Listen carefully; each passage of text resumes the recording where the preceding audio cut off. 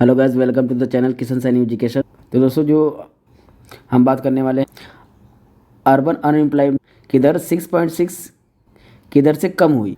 ये आर्टिकल हमारे GS paper number 3 economy के पॉइंट ऑफ व्यू से वेरी इंपॉर्टेंट है और हमारे प्रीलिम्स में भी पूछा गया है इससे रिलेटेड क्वेश्चन। तो दोस्तों, सारा का सारा डिस्कशन करेंगे कि ये पूरा सिनेरियो क्या है और साथ में इसी से रिलेटेड हम एक क्वेश्चन को भी सॉल्व करेंगे जो प्रीलिम्स में पूछा गया है। तो ना दोस्तों, स्टार्ट करते हैं। तो यहाँ पर क्या बात की जा रही है, जो अर्बन अनएम्प्लॉयमेंट, जो शहरी बेरोजगारी है, उसकी दर पिछले कुछ समय में कम हुआ है। साल 2023 का जो क्वार्टर 1 है, यानी अप्रैल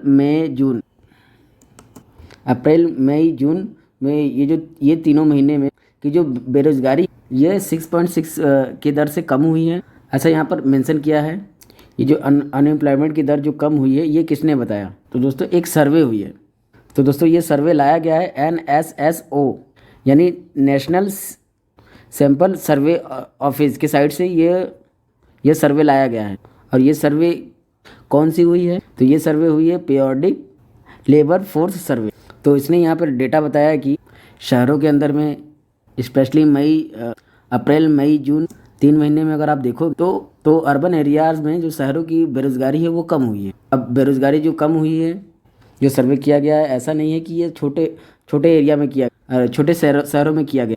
इसमें 44 या 45 हज़ार घर जो शहरों के अंदर में है, वहाँ से डेटा इकट्ठा करने के बाद में इस सर्वे को किया गया। अब ये सर्वे क्या बोलता है? अब ये जो लेबर फोर्सेस पार्टिसिपेशन रेट है, यानी नौकरी के अंदर में पार्टिसिपेशन जो शहरों के अंदर में मिलेगा, पिछले साल के कंपैरिजन में इस साल बढ़ा है। पिछले साल यानी साल 2022 के क्वार्टर 1 यानी कि अप्रैल मई जून में अगर हम देखें तो ये परसेंटेज था 47.5% का। और इस साल 2023 में यहाँ पर जो क्वार्टरली 1 है और जो लोगों की नौकरियाँ लगती हुई नज़र आई है और जो लोगों की नौकरी में जो पार्टिसिपेशन है उनका इस बार अप्रैल मई जून के महीने में अब की बार है 48.8%। तो पिछले साल 47% था, इस बार 48.8%। तो यहाँ पर भी जो बेरोजगारी है वो कम हुई है, क्योंकि यहाँ पर जो यहाँ पर लेबर फोर्सेस पार्टिसिपेशन रेट है, जो लोगों को काम मिला है, उस रेट की हम बात कर रहे हैं। तो यहाँ पर रोज़गार इंक्रीज होता हुआ नज़र आया है। और ये केवल मेन के लिए नहीं है, ये वीमेन के लिए भी, महिलाओं को यहाँ पर इंक्रीज देखने को मिल जाता है। अगर हम मेन की कैटेगरी में देखेंगे तो यहाँ पे वर्किंग पॉपुलेशन ऑफ रेशियो ये देखें तो जो काम करने वाली जो संख्या है उनकी संख्या बढ़ी है। पिछले साल ये 43.9 थी, ठीक है, और इस बार ये 40.55 हो चुकी है। अगर हम लोग बात करेंगे पुरुषों में, तो पुरुष में यह 68.3% था और इस वर्ष ये 69.2% हो गया। फिर हम वीमेन में देखें तो 18.9% पिछले वर्ष था, इस वर्ष 21.1% हो चुका है। ये फीमेल की कैटेगरी में हम लोग बात कर रहे हैं। बाकी जो ये बेरोज़गारी है, ये पिछले कई समय से ये डिक्रीज़ हुई है, कम हुई है, वो यहाँ पर बताया गया है इस पर्टिकुलर आर्टिकल की वजह से। अब क्या है कि एग्ज़ाम में इनमें से कुछ बनेगा तो नहीं, एग्ज़ाम में इस आर्टिकल से कुछ नहीं आएगा, इसके बैकग्राउंड जो है उससे आएगा, जैसे कि अनएम्प्लॉयमेंट कितने प्रकार के होते हैं और पीरियोडिक लेबर फोर्सेस होता क्या है, कौन लाता है, क्योंकि यूपीएससी में जो क्वेश्चन बनता है वो यहीं से बनता है। तो दोस्तों, सबसे पहले हम समझेंगे कि पीरियोडिक लेबर फोर्स सर्वे होता क्या है। तो दोस्तों, इस सर्वे को नेशनल स्टैटिस्टिक्स ऑफिस लॉन्च करता है। अप्रैल 2017 से यहाँ पे इसको लॉन्च करना शुरू कर दिया। और इस सर्वे का मेन पर्पस क्या है? पता लगाना कि ट्रैक करना देश में कितने बेरोजगारी किस लेवल पे है और रोज़गार किस लेवल पे, और उस चीज़ को यहाँ पर ट्रैक कर उसको कैसे ट्रैक किया जाता है? उसको 3 तरीके से ट्रैक किया जा सकता है। एक तो इसको वर्किंग पॉपुलेशन रेशियो से देखा जाता है कि कितने लोग आज के समय से काम कर रहे हैं। दूसरा, लेबर फोर्स पार्टिसिपेशन रेट, किस तरीके से यहाँ पर काम करने में जो लोगों का पार्टिसिपेशन है वो इंक्रीज़ हुआ है, प्लस बेरोजगारी स्तर क्या है, इन सब चीज़ों को यहाँ पर चेक किया जाता है। तो टोटल डेटा हमको यहाँ पर मिल जाता है इस पीरियोडिक लेबर फोर्सेस सर्वे स्पेशली शहर का डेटा। तो दोस्तों, यहाँ पर कुछ इंपॉर्टेंट टर्म्स हैं, जैसे कि आपने यहाँ पर देखा होगा कि अनएम्प्लॉयमेंट रेट क्या होता है। अनएम्प्लॉयमेंट रेट क्योंकि ये periodic labour force survey unemployment rate को दर्शाता है। तो अनएम्प्लॉयमेंट रेट क्या है? तो अनएम्प्लॉयमेंट रेट बेसिकली ऐसा परसेंटेज है जहाँ पे दर्शाया जाता है कि कितने लोग यहाँ पर बेरोज़गार हैं। सही है। बाकी लेबर फोर्स क्या है? लेबर फोर्स कह सकते हैं आप कि कितने लोग को रोज़गार मिला है, कितने लोग यहाँ पे बेरोज़गार हैं एक पर्टिकुलर वीक की कैटेगरी में, मंथ की कैटेगरी में, ईयर की कैटेगरी। तो यहाँ पर हमारा लेबर फोर्स सर्वे कहलाता है। उसके अलावा हमारा वर्किंग पॉपुलेशन रेशियो क्या कहलाता है? WPR क्या होता है? WPR को हम डिफाइन कर सकते हैं एक ऐसा परसेंटेज जहाँ पे हमको पता लगता है कि हमारी जितनी भी पॉपुलेशन, कितने लोग उस पॉपुलेशन में, उस जनसंख्या में कितने लोग यहाँ पर काम कर रहे हैं, कितने लोग यहाँ पर उनको रोज़गार मिला। अब ये सब जो भी चीज़ें बताएं वो सब बेसिक चीज़ें हैं। उससे ज़्यादा इम्पॉर्टेंट है कि हमारा अनएम्प्लॉयमेंट, क्योंकि दोस्तों ओवरऑल हम बात कर रहे हैं अनएम्प्लॉयमेंट की, बेरोज़गारी की, अनएम्प्लॉयमेंट का रेट और इसका स्तर कम हुआ। तो बात यहाँ पर यह है कि अनएम्प्लॉयमेंट कितने प्रकार के हैं। तो दोस्तों कई सारे प्रकार होते हैं। सबसे पहला टाइप होता है डिस्गाइज्ड अनएम्प्लॉयमेंट। ये इंपॉर्टेंट है, यूपीएससी ने यहाँ से क्वेश्चन पूछा हुआ है। तो डिस्गाइज्ड अनएम्प्लॉयमेंट क्या है? तो दोस्तों एक ऐसा तरीका है जहाँ पे ज़्यादा लोग, देखिए ज़रूरत तो कम लोगों की है लेकिन उसमें ज़रूरत से ज़्यादा लोग काम कर रहे हों, ज़्यादा लोगों को रोज़गार दे दिया गया है, ज़्यादा लोग उसमें काम कर रहे हैं, उसमें ज़रूरत नहीं है ज़्यादा लोगों की लेकिन ज़्यादा लोगों को दे दिया गया। अब जो एक्स्ट्रा लोग हैं उसमें ज़्यादा ऐड नहीं कर रहे हैं, उनकी प्रोडक्टिविटी है वो ज़ीरो है, वो कुछ नहीं कर रहे हैं, लेकिन उनको भी यहाँ पर काम करने को मिल रहा है, सैलरी मिल रही है। इससे क्या है कि जो नॉर्मल लोग जो ऐड कर रहे हैं उनकी सैलरी का कुछ हिस्सा ऐसे लोगों के पास जा रहा है जिनको कुछ नहीं मिल रहा है। फॉर एग्जांपल एग्रीकल्चर सेक्टर, मैं आपको एग्जांपल देता हूँ। मान लो एक प्लाट है, ये बहुत बड़ा सा खेत है। अब इस खेत में यहाँ पर 15 लोगों की ज़रूरत है इस पूरे खेत का काम करने के लिए। फसल की कटाई, बुनाई, जो भी सिंचाई, जो भी, वो सारा का सारा काम यहाँ पे 15 लोग कर सकते हैं। अब सपोज़ यहाँ पर किसी कंपनी ने रखा है कि 15 लोग काम कर रहे हैं। अब 15 की जगह उस कंपनी ने यहाँ पर, अब देखो 15 लोगों की तो ज़रूरत है, 15 लोगों में काम हो जाएगा, सारा का सारा काम निपट जाएगा, लेकिन कंपनी ने ज़बरदस्ती 20 लोगों को रख दिया, मतलब कि 5 और लोगों को रख दिया। अब दोस्तों जो एक्स्ट्रा 5 लोग देखने को मिल रहा है वो डिस्गाइज्ड अनएम्प्लॉयमेंट में है, डिस्गाइज्ड अनएम्प्लॉयमेंट की कैटेगरी में आते हैं, यानी वो छिपा हुआ रोज़गार है, पता नहीं चल रहा है, लेकिन वो 5 लोग, वो जो एक्स्ट्रा है वो तो काम तो कर रहे हैं, बहुत कम सैलरी मिल रही है उन लोगों को, लेकिन वो कुछ एडिशनल नहीं कर रहे हैं, मतलब कि कुछ उनका कंट्रीब्यूशन है नहीं।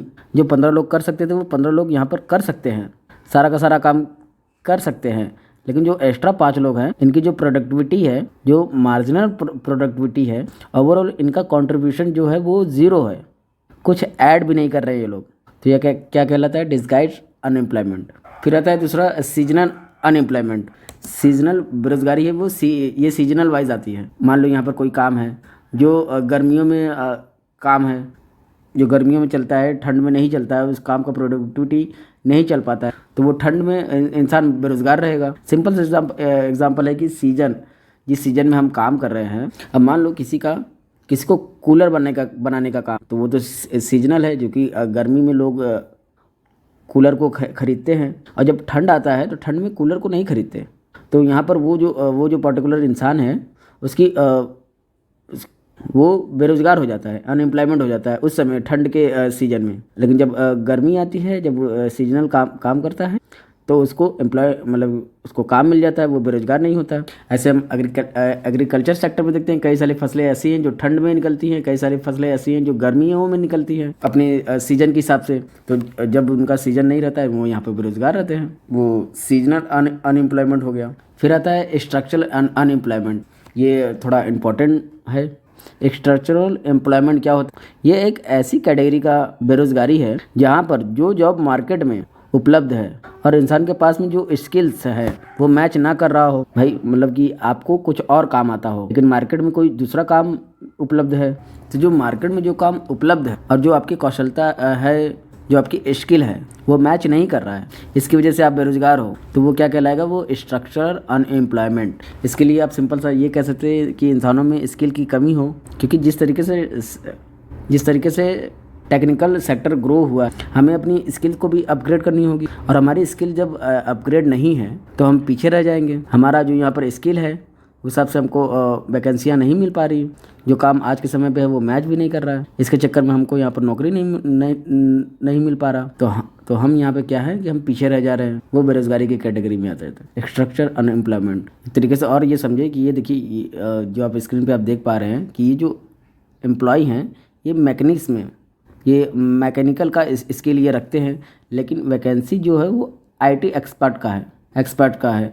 और ये इनके पास वो स्किल नहीं है जो वैकेंसियाँ मार्केट में हैं, इसकी वजह से ये काम नहीं कर पा रहे हैं। ये अनएम्प्लॉयमेंट के स्ट्रक्चर अनएम्प्लॉयमेंट की कैटेगरी में आ जाते हैं। फिर आती है टेक्निकल अनएम्प्लॉयमेंट। ये भी बहुत इंपॉर्टेंट है। ये आज के समय में हमको देखने को मिलती है। लोगों की नौकरियां चली जाती हैं क्योंकि समय के साथ में टेक्नोलॉजी बदल रही है। आज से पहले क्या इस तरीके से टेक्नोलॉजी यूज़ होती है जो आज के समय पे यूज़ होती है। आज हम हर तरीके की टेक्नोलॉजी यूज़ कर रहे हैं। तो समय के साथ में हमको भी यहाँ पे अपने आप को बदलना पड़ेगा। और इस टेक्नोलॉजी के अंदर में जो चेंजेस हुए इसने लाखों लोगों की नौकरियां ख़त्म कर दी हैं, क्योंकि लोगों को वो टेक्नोलॉजी नहीं आती थी, वो स्किल्स नहीं है उन लोगों में। लेकिन अब एकदम से यहाँ पर सिस्टम चेंज हो गया है। उनको यहाँ पर अपने हिसाब से बदलना था, लेकिन वो बदल नहीं पाए। तो उसके चक्कर में यहाँ पे बेरोजगारी जो टेक्निकल अनएम्प्लॉयमेंट हो गया। फिर आता है फ्रिक्शनल अनएम्प्लॉयमेंट। थोड़ा सा यहाँ पर इंटरेस्टिंग है। यहाँ पर क्या है कि कोई एक इंसान एक जगह पर नौकरी कर रहा है, जैसे मान लो ये यहाँ पर नौकरी कर रहा है, फिर उसके बाद ये यहाँ पर नौकरी कर रहा था। अब वो क्या हुआ कि ये नौकरी छोड़ना चाह रहा है। अब नौकरी छोड़ना चाहता था, उसके बाद वो नौकरी छोड़ दी। अब छोड़ने के बाद में वो तो अनएम्प्लॉयमेंट हो गया, बेरोजगार हो गया। उसके बाद जब दूसरी नौकरी की तलाश में जब वो है, और अभी इसको दूसरी नौकरी मिली नहीं है, लेकिन दूसरी नौकरी की तलाश कर रहा है, लेकिन इस बीच में तो वो बेरोजगार है। तो इस बीच की जो बेरोजगारी होती है उसे फ्रिक्शनल अनएम्प्लॉयमेंट बोलते हैं। जैसे कि आप स्क्रीन पे देख पा रहे हैं कि ये एक पर्सन पहले काम करता था किसी कंपनी में, और यहाँ पे जब वो नई कंपनी में जब वो तलाश करता है नौकरी, तो वो उसकी अभी ज्वाइनिंग हुई नहीं है नए कंपनी में, लेकिन अभी उसको ढूंढ रहा है। तब तक तो वो पर्सन बैठा ही है, तो उसको फ्रिक्शन अनएम्प्लॉयमेंट बोलते हैं। फिर आता है एक वनरेबल अनएम्प्लॉयमेंट। ये हमारे देश में सबसे ज़्यादा है। ये वनरेबल एम्प्लॉयमेंट क्या है, इसका मतलब लोगों को नौकरी पर तो रख रखा है, लेकिन नौकरी पर रखकर उनकी जो हालत है वो ख़राब कर रखी है। उन लोगों से यहाँ पर बहुत ज़्यादा काम करवाया जाता है इनफॉर्मल तरीके से। कोई जॉब कॉन्ट्रैक्ट नहीं है, कोई लीगल प्रोडक्शन नहीं है, बस काम करते रहो। एक जानवरों की तरह काम करवाया जा रहा है। तो यहाँ पर वनरेबल एम्प्लॉयमेंट है, और ये सबसे मेन प्रकार का बेरोजगार है इंडिया में। जॉब में कोई प्रोडक्शन नहीं है, कोई प्रोडक्शन मिल नहीं रही है, बस खाली काम करवाया जा रहा है। तो ये भी एक प्रकार का अनएम्प्लॉयमेंट की कैटेगरी में आता है। तो ये हो गया हमारे टाइप्स ऑफ अनएम्प्लॉयमेंट। तो दोस्तों ये हो गया हमारे टाइप ऑफ। तो ये पढ़ना क्यों जरूरी था? पढ़ना इसलिए ज़रूरी था कि 2013 में तो 2013 में ये क्वेश्चन आया कि डिसगाइज्ड अनएम्प्लॉयमेंट जनरली क्या होती है। यहाँ पे आपको 4 ऑप्शन दे दिया गया है। तो डिसगाइज्ड अनएम्प्लॉयमेंट में क्या होता है दोस्तों? यहाँ पर मैंने आपको बताया था कि जो पर्सन एक्स्ट्रा नौकरी कर रहे हैं जिसकी ज़रूरत नहीं है, और उसका जो प्रोडक्टिविटी है वो 0 है, तो वो डिसगाइज्ड अनएम्प्लॉयमेंट होगा। तो सिंपल सी बात है, जिनकी मार्जिन प्रोडक्टिविटी और लेबर इस 0 हो जाएगी, तो वो डिसगाइज अनएम्प्लॉयमेंट हो जाएगा। तो option number C is the correct answer. ठीक है, ये सारा का सारा डिस्कशन रहा अनएम्प्लॉयमेंट क्या है, और अनएम्प्लॉयमेंट की दर कौन पब्लिश करता है, किसके माध्यम से। तो वो सारा का सारा इससे एग्जामिनेशन में क्वेश्चन बन सकते हैं। न्यूज़ आर्टिकल की मदद से हमने आपको बताया कि अनएम्प्लॉयमेंट टाइप ऑफ अनएम्प्लॉयमेंट जो डेटा पब्लिश करता है वो कौन है, मेंस की कितनी भागीदारी है नौकरी पेशा में, और वुमेन की कितनी भागीदारी है। ये सारा का सारा डिस्कशन हम आपको इस लेक्चर में मैंने बता दिया। हाँ दोस्तों, अब मिलते हैं अगले नेक्स्ट वीडियो में। जय हिंद, जय भारत।